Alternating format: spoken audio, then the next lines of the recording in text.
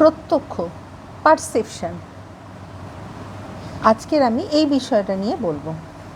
গৌতমের মতে ইন্দ্রিয়ের সঙ্গে অর্থের সন্নিকর্ষের ফলে যে অব্যাপদেশ্য, অব্যভিচারী এবং সুনিশ্চিত জ্ঞান উৎপন্ন হয় তাই হলো প্রত্যক্ষ জ্ঞান।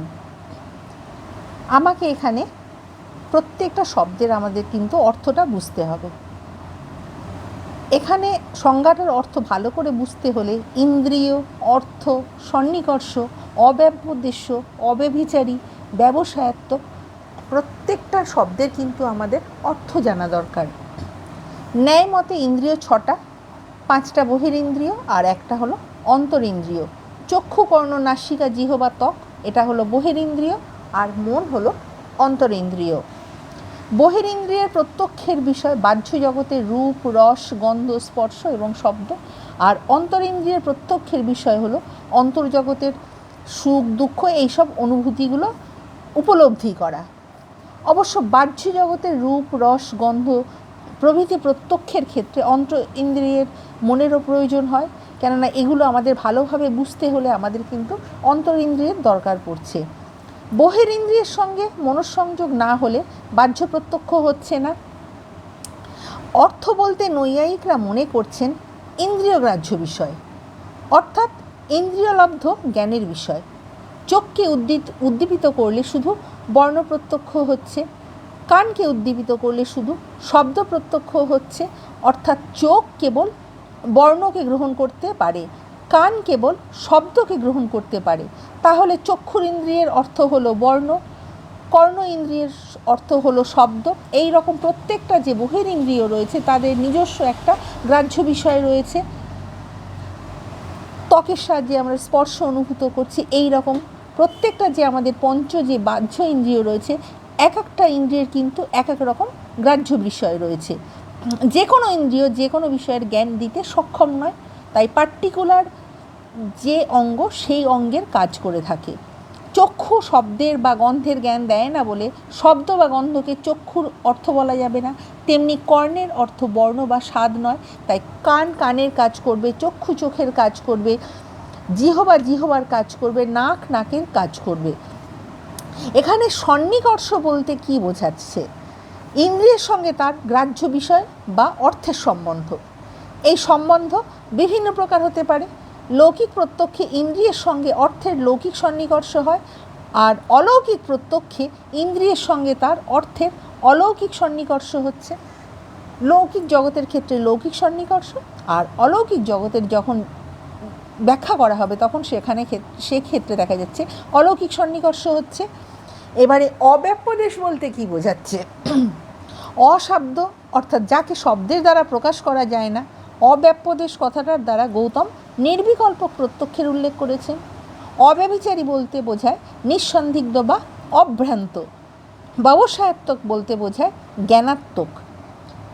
এখন মহর্ষি গৌতমের প্রত্যক্ষের লক্ষণটার অর্থ হলো ইন্দ্রিয়ের সঙ্গে তার অর্থের বা বিষয়ের সন্নিকর্ষের ফলে যে অশব্দ, অভ্রান্ত, সুনিশ্চিত জ্ঞান উৎপন্ন হয় তাই হলো প্রত্যক্ষ। নৈয়ায়িকগণ ইন্দ্রিয় ও অর্থের সন্নিকর্ষকে প্রত্যক্ষ জ্ঞানের কারণ বললেও তাকে একমাত্র কারণ বলেন না।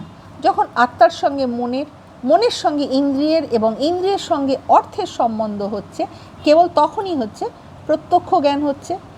তাহলে প্রত্যক্ষ জ্ঞানের কারণ বলতে বোঝাচ্ছে, প্রথমটা হলো আত্মার সঙ্গে মনের সংযোগ, দ্বিতীয়টা হলো মনের সঙ্গে ইন্দ্রিয়ের সংযোগ, এবং 3 নম্বর হলো ইন্দ্রিয়ের সঙ্গে অর্থের সন্নিকর্ষ।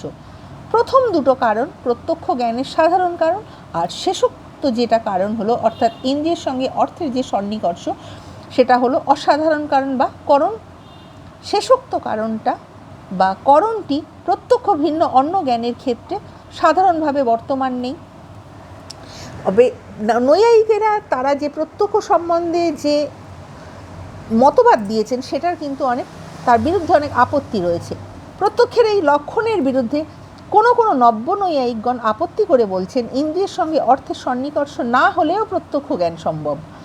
ইন্দ্রিয়ের সঙ্গে অর্থের সন্নিকর্ষের ফলে যে প্রত্যক্ষ বা মানুষ বা অন্যান্য জীবের যে অনিত্য প্রত্যক্ষ হচ্ছে, ঈশ্বরের নিত্য প্রত্যক্ষের ক্ষেত্রে প্রত্যক্ষের এই লক্ষণ কার্যকর নয়।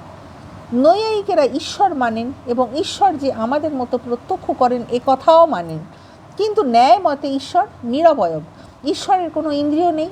কাজে ঈশ্বর যখন প্রত্যক্ষ করেন তখন তার ইন্দ্রিয়ের সঙ্গে অর্থের বা বিষয়ের সন্নিকর্ষ হতে পারে না। এই কারণে অনেক নব্যনৈয়ায়িক বলছেন যে তারা প্রত্যক্ষের উপরোক্ত যে লক্ষণটা কেবল মানুষ বা প্রাণীর অনিত্য প্রত্যক্ষের ক্ষেত্রেই প্রযোজ্য, ঈশ্বরের নিত্য প্রত্যক্ষের ক্ষেত্রে কিন্তু প্রযোজ্য হচ্ছে না। নব্যনৈয়ায়িক বিশ্বনাথ প্রত্যক্ষের ক্ষেত্রে যে লক্ষণটা দেন তা হলো জ্ঞানাকরণং জ্ঞানং প্রত্যক্ষম। প্রত্যক্ষ জ্ঞান অকরণক।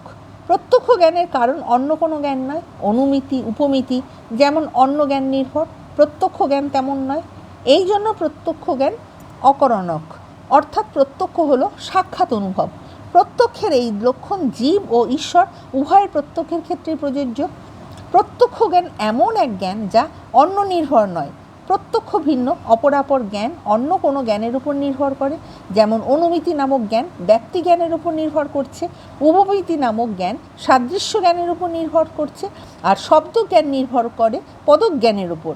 প্রত্যক্ষ জ্ঞান অন্য কোনো জ্ঞানের উপর নির্ভর করে না, এই হলো সাক্ষাৎ জ্ঞান। অতএব বিশ্বনাথের মতে ইন্দ্রিয়ের সঙ্গে অর্থের সন্নিকর্ষ প্রত্যক্ষ জ্ঞানের লক্ষণ নয়, প্রত্যক্ষ জ্ঞানের লক্ষণ হলো সাক্ষাৎ অনুভব। আমার ভিডিও তোমাদের ভালো লাগলে লাইক, কমেন্ট, শেয়ার এবং সাবস্ক্রাইব করতে ভুলো না। নেক্সট টাইম আমি আরও একটা নতুন ভিডিও নিয়ে তোমাদের সামনে উপস্থিত হব।